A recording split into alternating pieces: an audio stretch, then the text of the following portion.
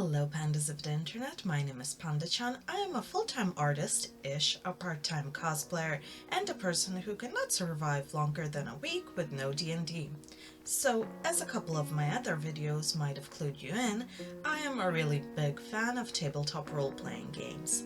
But with life being so hectic and my friends and I not being able to play as often as we would like, I need to find other ways to indulge in my favorite hobby.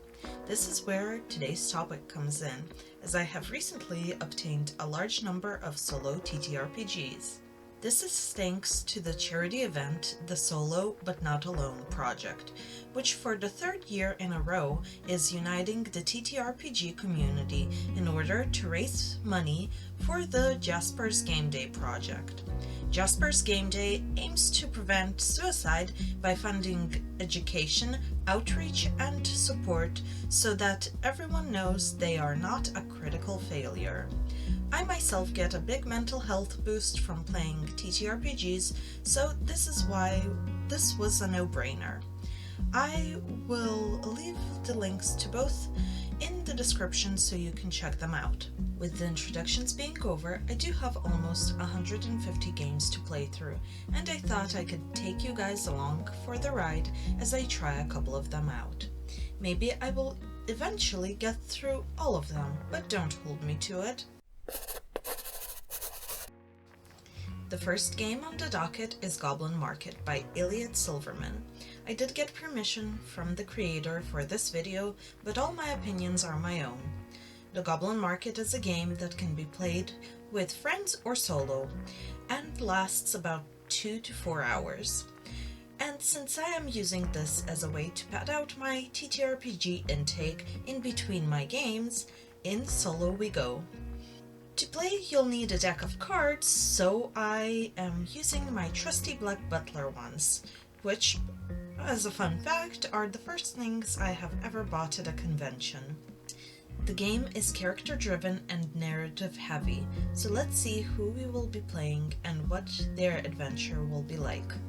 The first thing to do is create our character, which I'll be drawing in the background. The character I imagined is named Eggwhite. They go by they/them pronouns, and they are a furbolg that has been raised by goblins. During character creation, you are also asked to answer the following questions. What is something you desire, however grand or petty? Eggwhite wants to go on a big adventure, either that or start an apple orchard, whichever comes first. What is something you want to escape in your current life? Eggwhite doesn't really like the dark and small tunnels of the cave they were raised in. What makes you feel like you don't belong? I really made this easy for myself here. Their height makes them feel like they are different from the family they were raised in. Do you feel comfortable in yourself, or are you still searching for who you really are? Although always looking at the bright side of things, they are not as comfortable in who they are as they would like to be. Before I begin with the first act, I do need to note that the module instructs you to pick a setting, whether it be fantasy or modern or historical or whatever you would like. And since I'm a nerd for D&D, the setting is heavily based on that. That being said, I have my cards split and shuffled, which means it's time to dive into the first act of the story. Act 1. Setting the stage. Dusk falls, bathing the world in purple, blue, and moonlight. As you step into the field, through the thinned veil between worlds, the Goblin Market flickers into view. Spheres of light dance overhead, illuminating the market. Music flows on the breeze from unseen instruments, mingling with the chatter of the crowd. The rich fragrance of spices, baked goods, and fruit greets you, both from familiar comfort foods of your village and unknown delicacies from the Fey world. Mortal and fey children run and laugh around the field as rainbows of fey lights dance through their play. Excitement hangs in the air. It's goblin market time. As an aside, I adore the writing in this game. It's so elegantly, beautifully, wonderfully written. I love it. It's great. With that being said, it's time to draw cards from the red deck and follow their prompts. For this playthrough, I decided to draw 3 cards from each deck.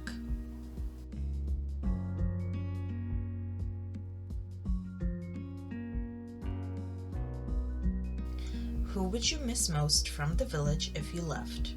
Egg would miss most of their family, but most of all, they would probably miss their older sisters who looked after them and raised them.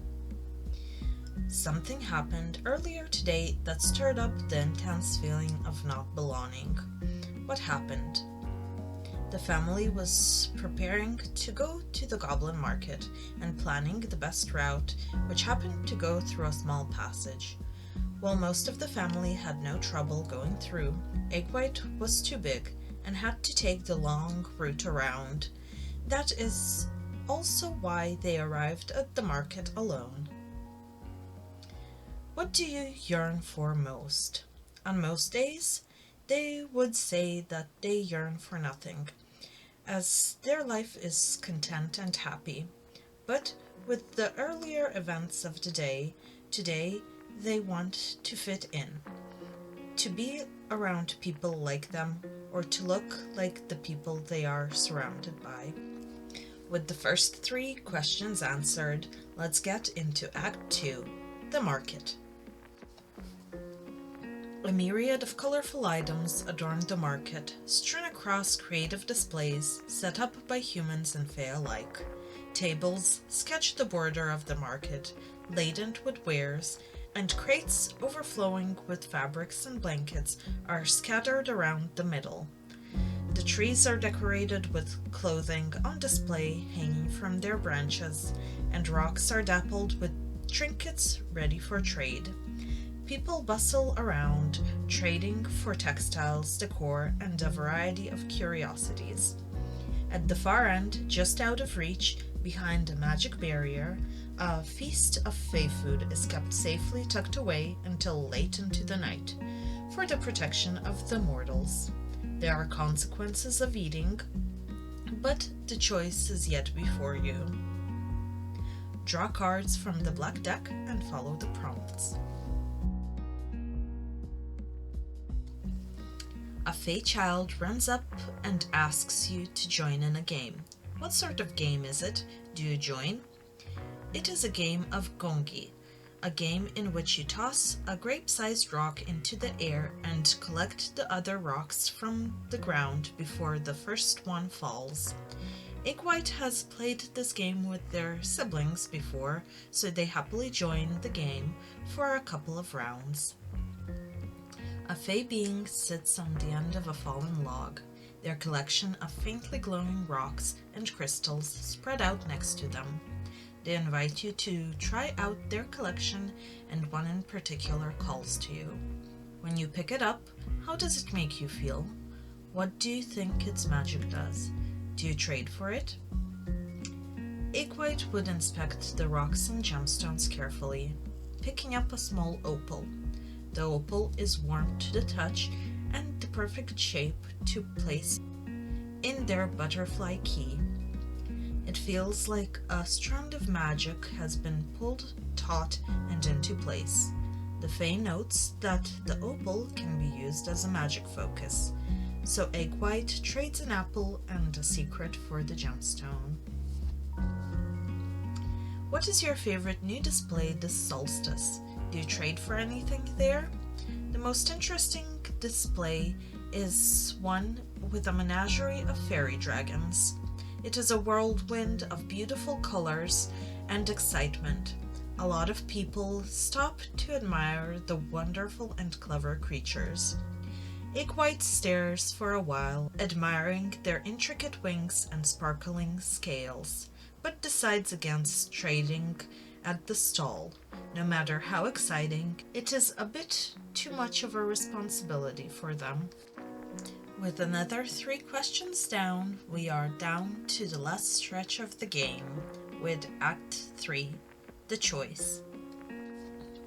Wares are packed away and children shuffled off home to bed. A remnant of fae and mortal folk revel in the wilder festivities of the late night. The air is rich with magic, laughter, and palpable anticipation as the witching hour draws near. Finally, a warning call goes out, and the barrier dissolves, inviting mortals to join in the fae feast. An intricately carved wooden table stands before you, covered in an array of delights.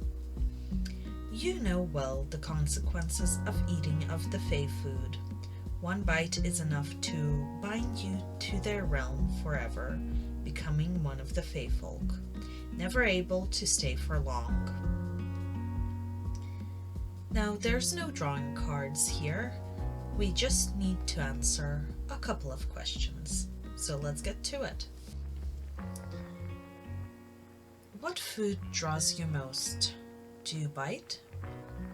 There is a delicious looking apple and cinnamon pie on the table. The smell alone brings pleasant memories to mind. But egg white doesn't bite. There are many adventures to be had here in the mortal realm still, and there will always be another opportunity to come back and venture into the fae realm next solstice.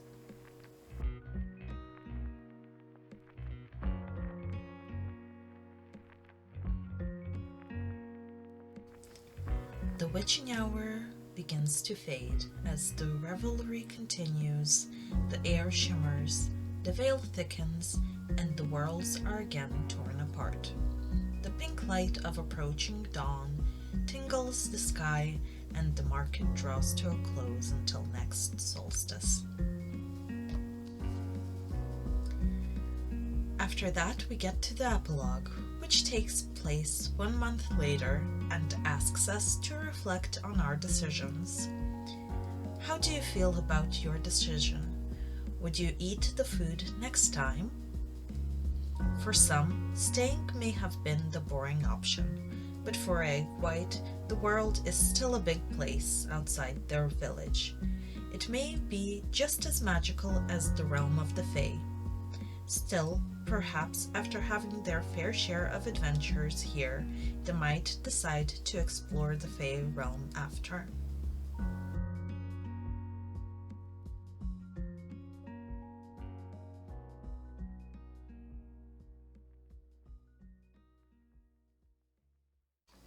With that, the Goblin Market draws to a close. I have to say that it was a wonderful journey to go on. I have had the idea for Egg White for a while, and I think this was a great adventure to flesh them out a bit.